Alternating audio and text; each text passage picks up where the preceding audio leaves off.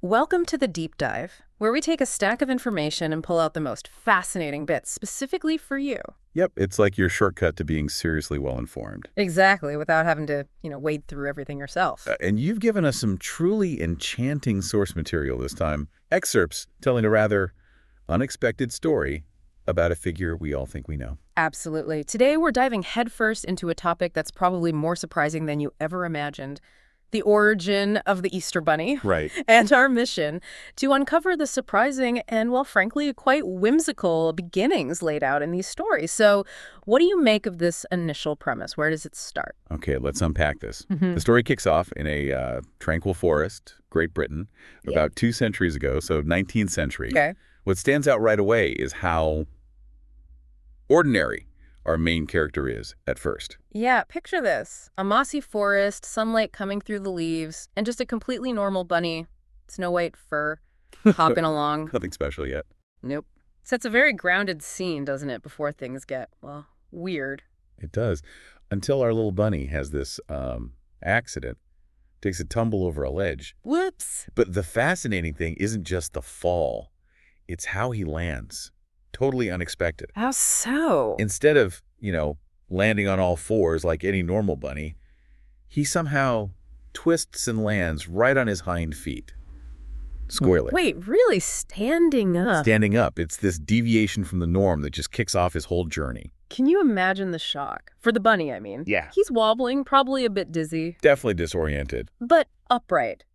And suddenly, the forest looks completely different. He's taller. Totally different perspective. Yeah. The leaves are way up there. The ground looks new. Makes you wonder, how often just seeing things differently changes everything. It's a huge moment for him. He takes a few wobbly steps, then realizes, hey, I can actually, move like this. With a bit of grace, even. And the other animals. Well, the squirrels are chattering, birds are singing.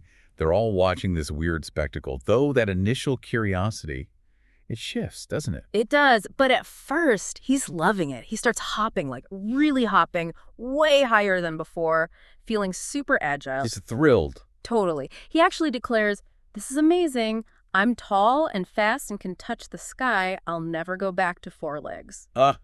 All in. He's committed. Yeah. But yeah, as you said, the novelty wears off for his buddies pretty fast. So he's embraced this unique thing about himself. Yeah. But his difference starts causing problems, right? The other bunnies, they start to shun him. Yeah, they just don't get it. Why stand when you've got 4 perfectly good legs? It's classic, isn't it? Fear of the different. It really raises questions about how communities react to, well, outliers. Definitely. And our upright bunny feels really isolated, sad. So what's he do? He leaves. Yeah. He decides to leave the forest. It's quite a poignant moment, really, the pain of not fitting in. And then this is where it changes again, right? Right. He bumps into, well, not literally. He encounters a young human boy. Wandering into a clearing. Exactly. And the boy is just utterly amazed. Seeing this bunny standing tall on his hind legs, it's a huge turning point. Because the boy isn't rejecting him. Not at all. He's full of wonder. Not mockery, not fear. Just pure amazement. That's lovely. And he approaches the bunny. Gently, yeah. Even pets him. It really speaks to that innocent curiosity kids have. And then comes the carrot. Ah, yes, the carrot. The boy offers him this bright orange carrot. A simple act of kindness. Which the bunny accepts. Gratefully. And in that moment, he feels this warmth, this sense of belonging he hasn't felt since, the shunning. It shows how much a small gesture can mean. Absolutely. And this kindness sparks something in the bunny. Curiosity. So when the boy leaves, the bunny follows him. He wants to see more of this world outside the forest. It's gratitude, basically, leading him on. Where does he follow him to? To this charming little farm. Victorian England. Totally new world for him. Sights, sounds. Must have been overwhelming. And he overhears something important there. He does. He hears the boy's mother explaining Easter eggs. How they're symbols of joy, hope, renewal. Especially for kids during the holiday. Ah, the connection is made. It clicks for him. He sees the link between these eggs and the happiness of the kid who is nice to him. And an idea starts brewing. Exactly. This is the start, the genesis of the whole thing. He understands how important these eggs are. He wants to bring that joy himself, specifically to that boy and maybe other kids too. That's the idea forming. Yeah. So he needs a base of operations. Abandoned cabin. Yep. Heads back to an abandoned cabin in the woods. Perfect hideout for his experiment. And gets to work. Right away. Gathering colorful flowers, plants, using his upright stance, which turns out to be handy for balance and precision. For dyeing eggs. Exactly. Boiling water making natural dyes. Hmm. He creates this amazing collection of colorful Easter eggs. Pretty resourceful. Resourceful and determined. Imagine him carefully dipping each one. So he's got this collection. Then what? Finds an old wicker basket in the cabin, arranges them all nicely. Okay, basket full of colorful eggs. Now for the delivery. Under the cover of darkness. Yeah. This is a big step. Yeah. He heads into the nearby human town. Wow, that takes guts for a little bunny. Totally. And he starts carefully hiding the eggs. Little nooks, crannies, places kids might find them. The first egg hunt, basically? He must feel pretty good as the basket gets emptier. A real sense of accomplishment. But he's not done. There's one special delivery left. For the boy. He got it, a direct repayment of that kindness. He wants to hide a special egg just for him. So, back to the farmhouse. Back to the farmhouse. It's personal, this one. How does he get in? Through an open window, slips right in. He's carrying this really special egg, golden yellow, with a delicate flower pattern. Unique. Stealthy. But something goes wrong. Uh-oh. It's right. Creaky floorboard gives him away. Oh, does the boy wake up? He does. Huh. And there's this moment. They just look at each other. Understanding passes between them. Wow. The bunny offers the golden egg. The boy takes it gratefully and just whispers, "Thank you." Ah, that's such a sweet moment. Silent exchange. It really is. The bunny gives a little smile, then hops back out into the early morning. And then dawn breaks. And the kids of the town wake up to find all these amazing, colorful eggs hidden everywhere. Imagine the excitement. Pure magic. It unites the whole community in wonder. Exactly. And back in his cabin, the bunny is just ecstatic. He's done it. And he decides this isn't a one-off. Nope. He declares he's going to hide eggs in multiple towns next year. Big ambitions. But that's a bigger job. He needs skills. The practicalities hit him. Faster, quieter, much, much sneakier. He needs to train. So he resolves to spend the year getting good at this. Yep.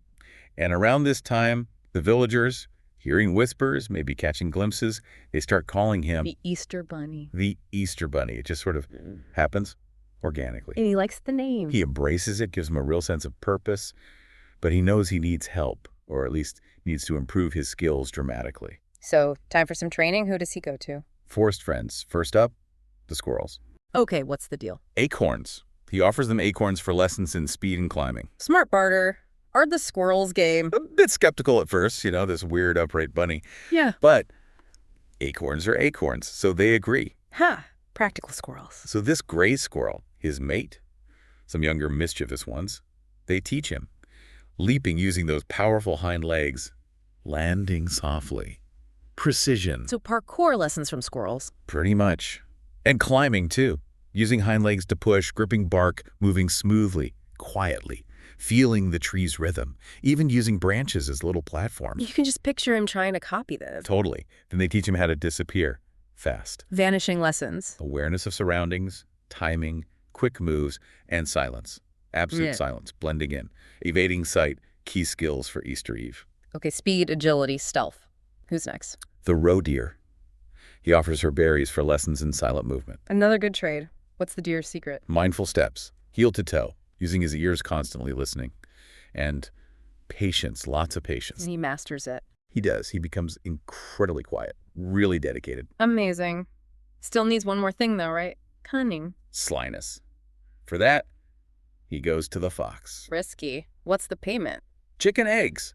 Now, the fox definitely thinks about eating him first. I bet. But the bunny's courage, plus the lure of those eggs, convinces him. Deal. Brave bunny. What does the fox teach him? Navigating human territory. Blending in, using shadows, staying close to walls. Super important stuff. Like urban stealth. Exactly. And how to escape traps? Slip away without a trace. Essential survival skills for his mission. So by the end of this, he's like a furry little ninja. Transformed. A creature of stealth and cunning. He's grateful and totally ready to scale up his Easter operation. He keeps training, though, right? Doesn't slack off. Oh, totally dedicated. All through summer, fall, winter. Rigorous training, agility, leaping, advanced stealth. Any specific examples? Oh, yeah. Daring trials. Moving silently past owls on watch. Tiptoeing through sleeping wolf packs. Seriously. Wolves. Get this. There's even a bit where he gently massages a sleeping wolf's nose to keep it asleep. No way. And leaving eggs inside occupied fox dens. Using distractions, pure sneakiness, He's really testing his limits. Yes, mastering the art of the unseen. Absolutely. And winter training, too. Climbing cliffs, steep terrain, using those squirrel techniques, relentless spirit. His confidence is sky high. And he practices in human villages, too. Yep. Ventures into 19th century English villages, gets used to the environment, uses the deer's grace, the squirrel's agility to climb walls, reconnaissance. Scoping out routes, finding hiding spots. Exactly. Navigating rooftops, finding clever little hiding places, window ledges, alcoves, learning the layout. So the second Easter comes around, he's ready. He is. Collects eggs from willing chickens, word has got around, apparently. Back in the cabin, boiling, dying, meticulous work. And he still has that special egg, right, for a lucky spotter. Always. Just in case. The operation is much bigger now. So Easter Eve, he sets off. With all his home skills. Journeying through multiple towns, villages, slipping into houses, hiding eggs everywhere. His training pays off. Must be exhausting, covering so much ground. He's making frequent trips back to the cabin for more eggs. It's a huge undertaking. He finally finishes at dawn, hiding the last few eggs in a garden. Just beats the sunrise. Race against time. Does anyone see him this year? It happens. A little girl. And she recognizes him. The Easter Bunny. Wow. What does he do? Doesn't speak. Just gives a silent nod. Confirms it. She even pets him. Oh, does she get the special egg? He offers her the special golden one. She must have been thrilled. Thank you, she calls out as he hops away. Another success. And this time, it changes things back in the forest, too. How so? His positive attitude, his unique ability. It leads to acceptance, admiration even. The other animals respect him now. Tables have turned. Totally. Other bunnies start appreciating him, offering to help. That abandoned cabin becomes a real hub of camaraderie. That's great. And he gets faster. Oh, yeah. By his 5th Easter, the sources say he can hide eggs in every single town in England in just 10 hours. 10 hours? That's incredible efficiency. What a transformation. It really is. Yeah. But even with all this success, this community, Mm-hmm. something's missing for him. What's that? He starts feeling lonely, worries about his legacy. He doesn't have a mate. His original family is gone. It's a surprisingly human feeling. Even the Easter Bunny gets lonely. And then... In that moment of sadness, boom, an angel appears. The angel of the Lord. Whoa. Okay, things just got seriously magical. Big time. Radiating light, tells him not to be afraid, brings good news, says the Lord has been watching his selfless work, Watching him deliver eggs. apparently, and wants to grant him a gift.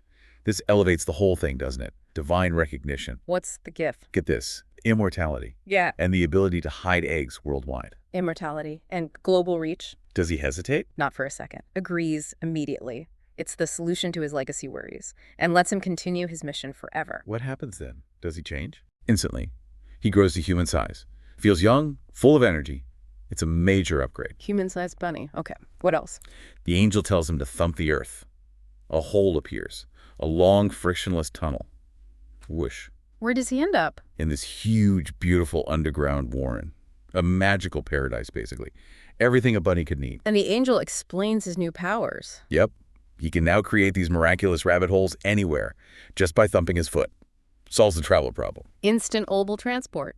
Nice. Yeah. What about the eggs? Carrying millions of eggs sounds tough. Ah, the magic basket. The angel shows him this basket. Looks normal, but it's filled with endless Easter eggs. And no matter how many he takes out, it stays small and light. Bottomless basket. Handy. Any other tricks? Size changing. Crawl through a hollow log in the warren, and he can become any size he wants. Small for hiding, human size for, well, other things. Very versatile. One more gift. The big one, maybe. Fluency in every human language. Instantly. Wow. So he Yeah. can communicate anywhere. The angel gives him this final blessing. You are now the guardian of Easter, chosen to bring joy, hope, and wonder to the world.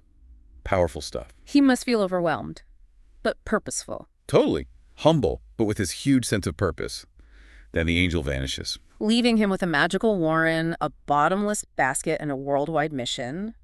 But where do the eggs in the basket come from? Good question. He realizes the angel didn't just give him infinite eggs. The basket is the delivery system. He still needs to create them. The work continues. Okay, so he needs supplies, eggs, dyes. Looks around the warren, sees colorful plants for dyes, pure water. Even his old abandoned cabin is there. But he needs raw materials. Chicken eggs. Lots of them. It's a recruitment drive. Phase 2. Thumps his foot, summons a rabbit hole, and pops up at a really broken down farm. Sad-looking farmer, miserable chickens. Opportunity knocks. He approaches the chickens, who are pretty surprised to see a giant talking bunny, and makes them an offer. Let me guess. Nice new home for eggs. You got it. A wonderful life in his magical warren in exchange for their eggs. They're unhappy where they are, so deal. Smart move, so they follow him. Into the rabbit hole. They arrive in the warren, and they are just amazed. He shows them around, promises abundance. It's a win-win. He gets his egg supply chain started. But one farm's chickens, probably not enough for the whole world, right? Needs more help. Specifically, bunnies to help decorate the eggs. So another rabbit hole. Back to his old forest. Back home. Shrinks down to normal size. Very. Approaches his old bunny community. How did that go over? Offers them a place in his warren. Right. Safe, predator-free, lots of food, and they get to help make colorful eggs. Are they convinced this time? Most are still hesitant. Creatures of habit? Maybe. But one adventurous female bunny steps forward. Ah, the one from the source. Cream-colored fur. That's her. Soulful brown eyes, intelligent, kind, adventurous spirit. She says yes. A few others follow her lead. She sounds important. Seems like it.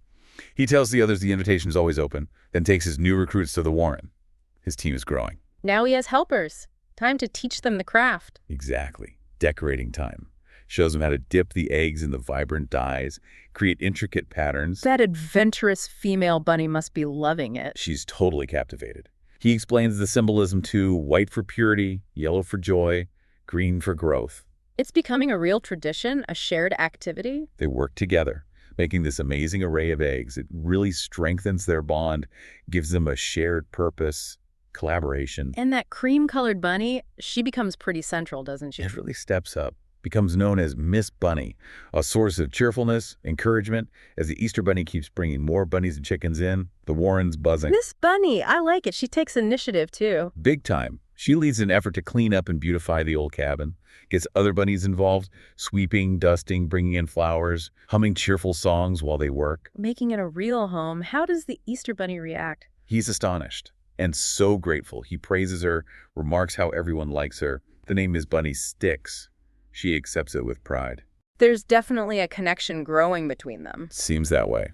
But as the first global Easter approaches, the Easter Bunny feels the pressure again.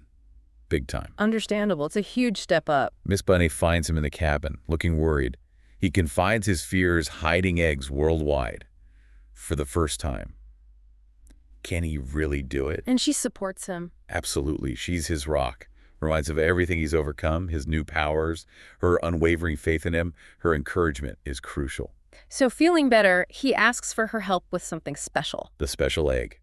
For the child who might see him, she's thrilled to collaborate. They work on it together, vibrant, intricate, symbolizing their partnership. Okay, preparations are done. Easter Eve arrives. All the bunnies and chickens gather around the magic basket. They place their colorful eggs inside. It seems bottomless, flashes of light with each egg. A real sense of awe. Shared accomplishment. Ready for the mission. The Easter Bunny addresses everyone. Gratitude, excitement, special thanks to Miss Bunny. Lifts the basket, leaps into the swirling rabbit hole. Showtime. Where's his first stop on this global tour? The young United States. Starts in the American West, hiding eggs, then hops across the pond. Back to the UK. British Isles, England, Scotland, Wales, Ireland, then onto the continent. France, Spain, Germany. He's covering serious ground. Using his powers. Size-changing rabbit holes. Constantly. Navigating landscapes, obstacles, herds of sheep in England, a locked gate in some sleepy town, changing size as needed, driven by that desire to spread joy. He makes it to Germany, towards the end of his run. Yeah, he's exhausted. Rests for a moment in a chicken's nest. And who does he meet? A child. A curious young German child. Does he speak German now? Perfectly. Greets the child, explains the tradition. The kid's a bit skeptical, but fascinated. And the special egg? He offers the special one, the one he made with Miss Bunny. The child is so grateful and calls him Osterhaus. Ah, the German name, from a direct encounter. Seems like it. Mission almost done. He vanishes through a rabbit hole. Back to the warren. Must be wiped out. Utterly exhausted, but fulfilled. Miss Bunny and the others rush to greet him, guide him to the cabin. He just collapses into sleep. Well-deserved rest. What does he wake up to? A huge surprise. A grand Easter celebration, prepared by everyone. Tables loaded with food, music, joy. A welcome home party. He's stunned. Miss Bunny explains it's all in his honor. But he's humble, says Easter is for everyone. They just celebrate together this amazing community they've built. A real family. Definitely. Yeah. Over the next 100 years, the Warren just flourishes. More rivals, the Candy Kitchen expands. Wait, Candy Kitchen, where did that come from? Good catch. That comes a bit later. First, he keeps bringing back ideas from his travels, including a Bible. They learn to read, count, but the Warren becomes quite advanced, inventive. Okay, so then the candy. Right. He observes humans making Easter candies. Jelly beans, chocolate eggs, chocolate bunnies. He's fascinated. Sees a new way to bring joy. Shares his discovery with Miss Bunny. She's instantly enthusiastic. We should make Easter candy, too. But scaling up candy production for the world, that's a challenge. He's unsure. But then the magic basket glows and produces a candy cane. A sign or clue. Inspiration. Santa Claus. He remembers kids getting excited about Santa in winter. Thinks, if anyone knows how to organize mass gift production, it's Santa. Makes sense. A fellow holiday legend. So off to the North Pole. Summons a rabbit hole. And Miss Bunny insists on going too. Loyalty. Even though it's freezing. How do they manage the snow? He grows to human size, carries her. True partnership. They arrive at Santa's castle. Cheerful elf greets them. Santa knew they were coming. Of course he did. Santa chuckles, says he can talk to bunnies, apparently wanted to give them Christmas gifts for years. Funny, so the Easter Bunny asks for help. Earnestly asked for advice on setting up global candy production. Santa is thrilled. Absolutely. Let me show you the workshop. A tour of Santa's workshop. Bustling with elves, incredible toys. Miss Bunny is wide-eyed. The Easter Bunny admires the craftsmanship. They get the full tour, then back to Santa's study to plan. Meanwhile, Mrs. Claus pulls Miss Bunny aside for a chat. She's impressed by Miss Bunny's dedication. A heart-to-heart. Yeah. Miss Bunny confides her feelings, feeling ordinary, sad about not having children. Mrs. Claus shares her own story, encourages her to follow her heart, gives Miss Bunny hope. That's a lovely moment between them. So plans are made. Yep. The Easter Bunny, Miss Bunny, and a team of elves return to the Warren. The elves magically build this long, rustic candy kitchen. Using local materials. Wood from the Warren. Magical tools appear. They plant cacao trees, sugar cane. The elves magically help them grow super fast. Wow. Instant ingredients. Now the fun part, learning to make candy. The elves, the Easter Bunny, Miss Bunny, they teach all the bunnies and chickens. Chocolate eggs, jelly beans, sweets galore. The Warren smells amazing. A whole new industry. So the first candy Easter approaches. Anticipation is high. The Easter Bunny's basket is overflowing with candy-filled eggs. He gives another heartfelt speech thanking everyone, especially Miss Bunny, squeezing her paw. Their bond is clear. He sets off, ready to deliver candy joy. Does anything interesting happen on this trip? Oh yeah. In the English countryside, he spots a carrot, but steps right into a snare. A clever trap with a bell. Huh. Caught. The master of stealth? The irony isn't lost on him. He's amused. And who set the trap? Let me guess. A clever child. A clever little girl. She caught the Easter Bunny. He playfully admires her skill. She's thrilled, of course. Does he play along? Totally. Feigns defeat, jokes about his Bigfoot getting stuck. The girl insists he's brave and kind and clever. Sweet. How does he get out? Asks her to let him go in exchange for a special treat, a candy-filled egg. She agrees, frees him, gets her amazing reward. A fair trade. He wishes her a magical Easter, takes a bite of the carrot she left as bait, and vanishes through a rabbit hole. He has to tell Miss Bunny about this one. Rushes back, eagerly shares the story, says he might make getting caught like that a fun little tradition. Enjoy the carrot snack, too. Miss Bunny must admire his playful spirit. And then the conversation shifts. She gets nervous. Asks if he really meant those kind words he said before he left. About her being important to him. The big moment. His reply is warm, sincere. Yes, she's very important. Then she confesses her feelings, blushing, calling him handsome. Ian. He gently takes her paws. Says he's felt the same way for a long time. They share a tender kiss. Oh, finally. But she still has doubts. Yeah. The insecurity lingers. Being non-magical, unable to have kids, not immortal. How does he respond? With pure love. The heart wants what it wants, and my heart needs you, Miss Bunny. Oh, that's beautiful. And then magic happens. Just then, the bunnies outside thump their feet. Magic flows from the Easter Bunny to Miss Bunny.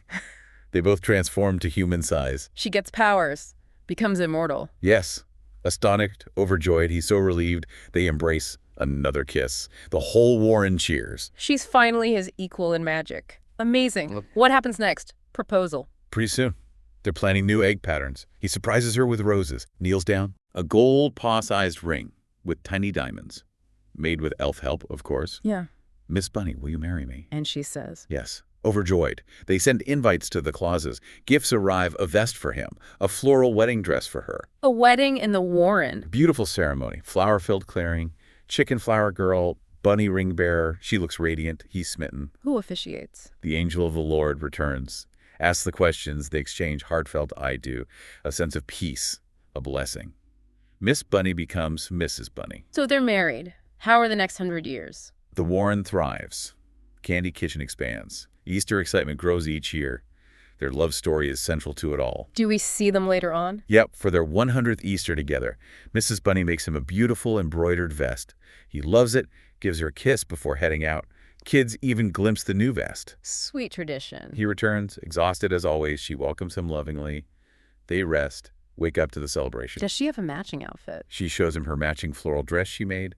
He's full of admiration. They share a joyful dance. Still happy after all this time. Any other glimpses? Years later, relaxing in a gazebo, chatting about Santa, maybe that reindeer with the red nose rumor, Rudolph, huh? and a chicken brings them homemade yellow marshmallow chicks. Peeps. Yep. He mentions watching humans make them in Bethlehem, Pennsylvania. Explains the Just Born company name, grounding the magic in real-world details again. Nice touch. And the story brings us to the present day. Almost. One more scene. Present day, a truck stop. A truck full of miserable chickens. Oh, no. Rescue mission. The Easter Bunny appears. Don't worry, help has arrived. Chickens are skeptical. Until it grows to human size. I am the Easter Bunny. They're ecstatic. He magically frees them. Still fighting the good fight. And they all leap into a rabbit hole, safe in the Warren. Which brings us to the end, the present-day Warren. A picturesque haven.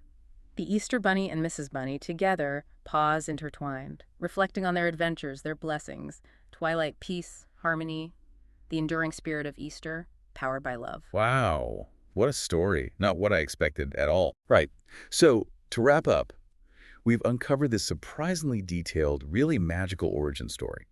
Accidental discoveries, kindness, forest friendships, divine gifts, love, canny, the works. It really highlights how embracing difference, like his standing upright, and simple kindness, like the boy's carrot, can lead to something huge. Exactly. And hopefully this deep dive gave everyone those aha moments, understanding these sources without feeling bogged down. Even whimsical traditions can have rich, unexpected roots. Makes you think about the themes, doesn't it? Kindness, acceptance, love, how traditions evolve in surprising ways. That initial choice to stand tall sparked everything. Definitely leaves you pondering, like how will the Easter Bunny and Mrs. Bunny keep adapting to our modern world? Yeah, and what other traditions have these kinds of hidden, maybe magical origins we don't know about? And really, how much do small acts of kindness shape things, like that first carrot? It changed history, in this story at least. Lots to think about. Thank you for joining us on this deep dive into the Easter Bunny's surprising beginnings. Our pleasure. We aim to give you those shortcuts to being well-informed, with hopefully some fun facts along the way. Until next time.